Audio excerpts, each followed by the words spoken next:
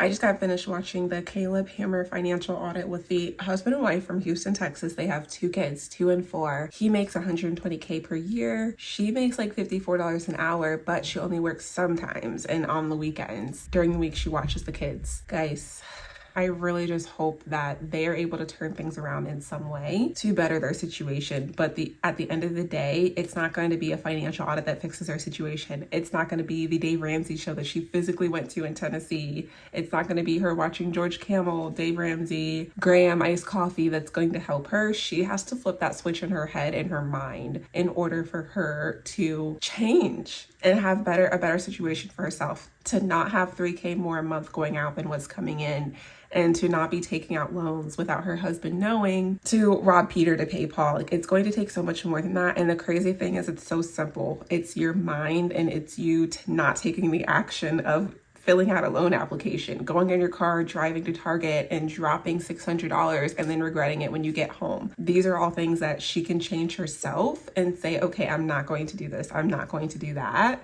She physically has everything she needs to better her situation and make things so much better. And also it's mainly her. Anyone who watches that knows the issue is mainly her. And then you could also say, oh, well, the husband, he has, an addiction, he buys his dip from the gas station every so often. And it's like, even just taking out the health aspect of, how it's bad for your health, let's take that aside. Let's say he spends $300 a week on this. I don't know what the costs are for things like this. Let's say he just spends $300 a week. We could equate that to some other type of hobby or something like that you have. Let's just focus on finances. If it's something that brings him joy, that he wants to spend money on and doesn't plan on stop spending money on it, okay, but let's put a cap on it. I feel like the main issue is obviously her. And it also hurt me when he asked them, do you guys talk about this? The fact that this is an issue. And he says, yes, we've had multiple conversations about this. He's like, okay, well, what comes of it? And she basically said that if he tried to stop her from making a financial decision, that he would get kicked out of the house. And I'm hoping that was a joke, but the fact that she would even say that, you guys are one. You guys have to compromise. You guys have to come and say, okay, you spend X amount of dollars on this. I'm going to spend X amount of dollars on that. You have to come to that conclusion and make things fair, you're married. So they've been married for 6 years at this point. I just hope that they can really make a difference and have things really last for themselves. Some of the other things that they had, if you don't know, I'm sure you've heard of Klarna, Afterpay, Affirm. They have a travel way of this type of business model out there called Uplift, where you can put your travel on payments while they're already in debt. They're already robbing Peter to pay Paul. They already have 401k loans. And I know that there's an unpopular opinion out there about 401k loans because of how you're paying the interest back to yourself, but it's a loan at the end of the day. You're still decreasing the amount that you have set for retirement. You're still robbing from your future self because this is still money that you could have had more on your paycheck, but you have that money going to a 401k loan instead. You could be using that money for something else, like paying off your debt, saving money, putting it towards your kids' 529. He talked about how, I wish that I could have us have more money, set our kids up for college. And it's okay, so where is that? Okay, well, we have a 529, but we're only contributing $25 a month. But you say it's tradition to make sure that you're going on vacation every October because all of your birthdays are in October. What do you think your kids are really going to need right now?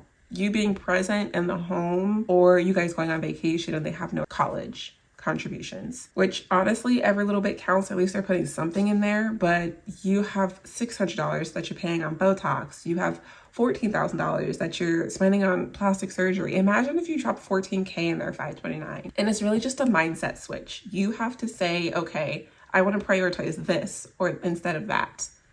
This is what is important to me. If I want to spend money every month, that's fine. $500 a month combined in spending, which I feel like that was very fair, what he set for them moving forward. And the thing is that was my first episode that I've ever watched of Caleb Hammer, and I agreed with almost everything he said. I honestly can't remember anything that I disagreed with, but I don't want to say everything just in case I missed something because I was cleaning at the same time. But agreed with so much that he said. Return items if you're regretting your purchase. Return those items. You guys are in couples therapy, get a new therapist because it's not working. You have vacation scheduled in 2025, cancel that stuff. Make those decisions to say, okay, we have to do this for our future. And she admits she has a spending problem, but you have to do something about it.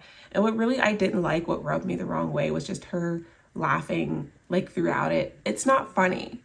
This isn't funny. This is serious. Even towards the end of the episode, she's still smiling. This is serious. This is not a joke. And one thing, she talks about how, you know, she's obviously had plastic surgery. She's had Botox in her forehead.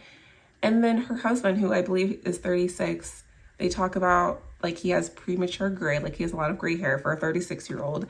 And embrace the gray. That's who you are. That's what makes you different. And she talks about how she wants him to dye his hair. Not that this is related to finances, but it's like, embrace who a person is. Like, obviously, you guys see me showing up in my natural self. Like, I don't wear makeup. People tell me I need to. Like, embrace who you are, because that's who you are.